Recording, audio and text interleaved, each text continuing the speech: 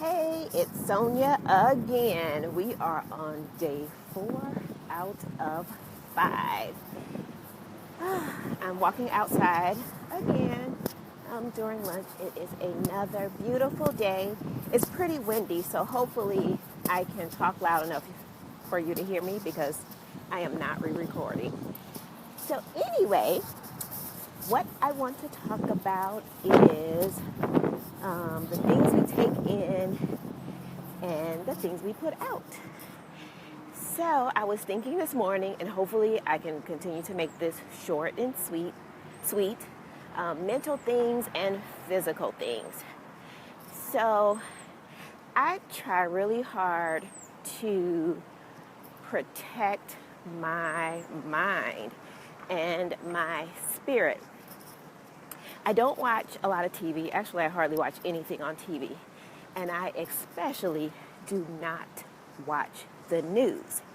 And I think for those that watch the news regularly, you don't realize the effects that it has on you until you don't do it. Because now if I watch the news, it makes me nervous. I have to turn it off. Sometimes it's just playing in the background. If I start hearing about it, I have to turn it off. It just drives me crazy. I can find out all the information I need to know. I usually just need to know what the weather's going to be like. And I'm not really all that concerned about the traffic. So all of those other things, I don't really need to. I find out what I need to know. I will find out. So I don't have to watch the news to do that.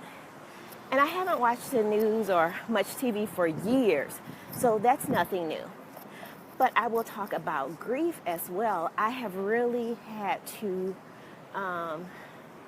learn to protect my mind and my spirit as I go through the grieving process.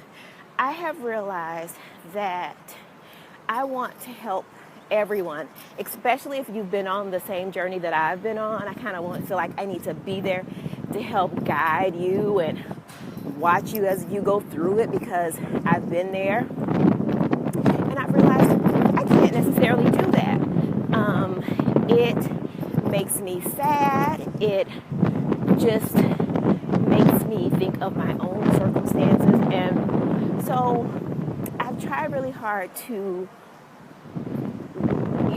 tone back on how involved I am. When I was in New Orleans, I didn't really get on Facebook, and a few months ago, I took like a month hiatus from Facebook, and it was awesome. And Facebook really hasn't been the same to me since, but I find myself getting on there, to check on children that I follow and just really trying to be there. But I have to kind of stand on the outside. There's nothing that I can really, do about their journey except be there and try to support them. But I don't have to know about it every day. My first priority is me and taking care of me. And so I just really try to watch what I take in. Also, food. Which you all, if you know me, you know that I am big on healthy eating. And, you really have to watch what you put in your body. Your body really is your temple, and you need to take care of it. So, what you put in, it's going to show up on the outside. So that's what we put out. It's going to show up if you don't eat the right foods, if you don't get enough exercise. Eventually, it's going to show up. So sometimes when you have high blood pressure, you have heart issues, you really have to look at what you're eating and what the cause is for that. So we just have to really be cautious of those things and what we put out when we're speaking, our language. I've noticed for me, one thing I try not to ever say is hate. That's pretty easy. That is just not a word that I use. I don't like it. It's just too negative for me.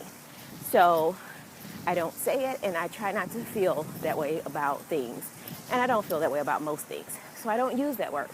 But another word that I find myself using, and some people may not see an issue with it, but I don't like it, is try.